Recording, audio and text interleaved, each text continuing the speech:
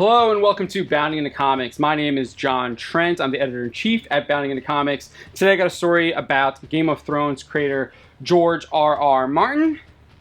The prolific author recently shared his reaction to last week's presidential debate where he described President Trump as, quote, an obnoxious child. Martin posted his reaction to his Not a blog, where he began by praising the first debate between Richard Nixon and John F. Kennedy back in 1960.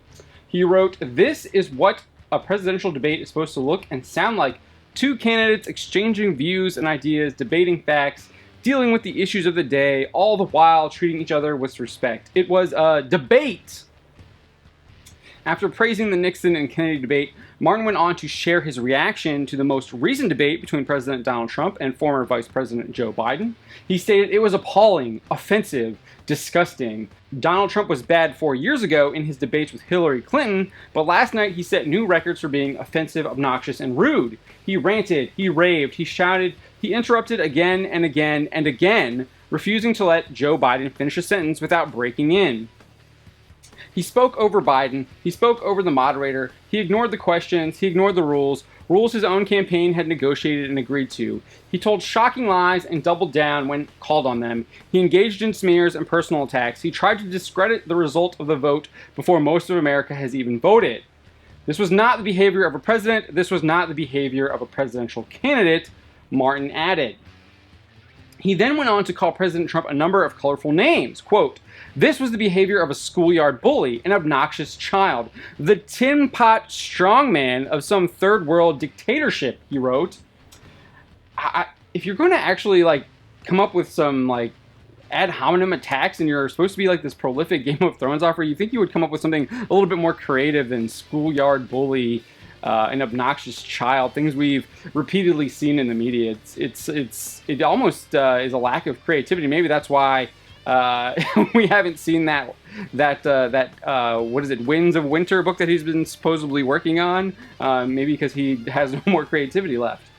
But Martin went on to add, "Donald Trump disgraced the presidency last night. He took a piss all over democracy." Finally, he concluded, "All other issues aside, and there are hugely important issues being decided this year, from race relations to climate change to the pandemic, last night's debate proved one thing beyond any doubt.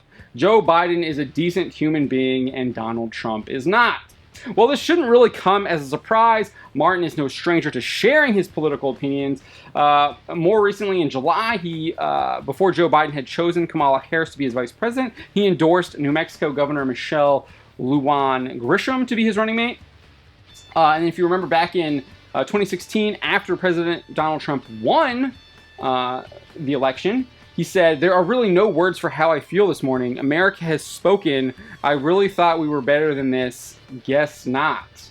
Trump was the least qualified candidate ever nominated by a major party for the presidency. Come January, he will become the worst president in American history and a dangerously unstable player on the world stage. I'm not sure if that prediction has come true. He then went on to predict in 2016, "And the decimated Democrats, a minority in both House and Senate, do not have the power to hinder him. Over the next 4 years, our problems are going to get much, much worse. Winter is coming. I told you so." Yeah, I don't know if that's really true. But that is what George R.R. Martin thinks. What do you make about his recent comments? Do you find them surprising? Do you think he's maybe spending too much time talking about politics instead of working on his next Game of Thrones book that he said was supposed to be out this summer, and that date came and passed, and we still have no hint of when that will come out? Let me know what you think. My name is John Trent, and you've been watching Bounding into Comics.